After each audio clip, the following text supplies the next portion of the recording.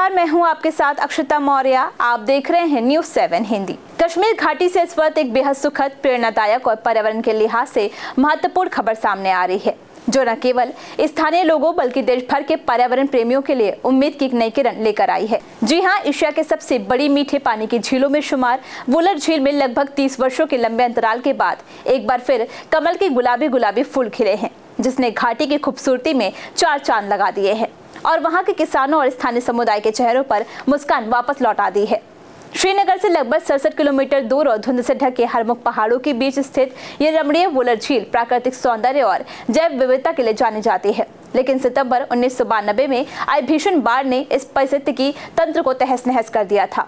भारी मात्रा में झील में गाद जमा हो गई थी, जिससे न केवल जल प्रवाह प्रभावित हुआ बल्कि कमल के पौधे पूरी तरह से दब गए थे और धीरे धीरे यहाँ कमल के फूल दिखना ही बंद हो गए थे।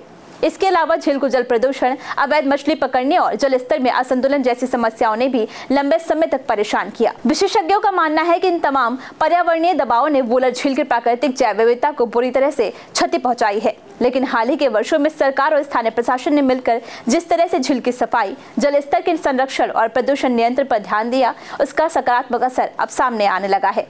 वुलर झील में एक बार फिर कमल के फूलों का खिलना इस बात का संकेत है कि झील की पारिस्थितिकी स्थिति में सुधार हो रहा है और जीवन के चक्र को एक बार फिर नई ऊर्जा मिल रही है। स्थानीय लोग जहां इस नज़ारे को देखकर गदगद हैं, वहीं विशेषज्ञ इसे एक पुनर्जागरण का प्रतीक मान रहे हैं।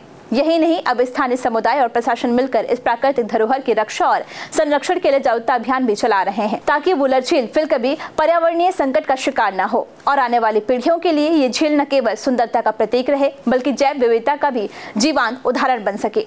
कमल का खिलना न सिर्फ एक दर्शनात्मक सौंदर्य है, बल्कि ये प्रकृति के धैर्य, पुनरुत्थान और सहनशक्ति की एक जीवंत मिसाल भी बन चुका है और हमें ये सिखाता है कि यदि समय रहते हम सचेत हो जाएं तो प्रकृति खुद को संवारना जानती है। फिलहाल इस खबर में बस इतना ही। देखते रहिए न्यूज़ 7 हिंदी।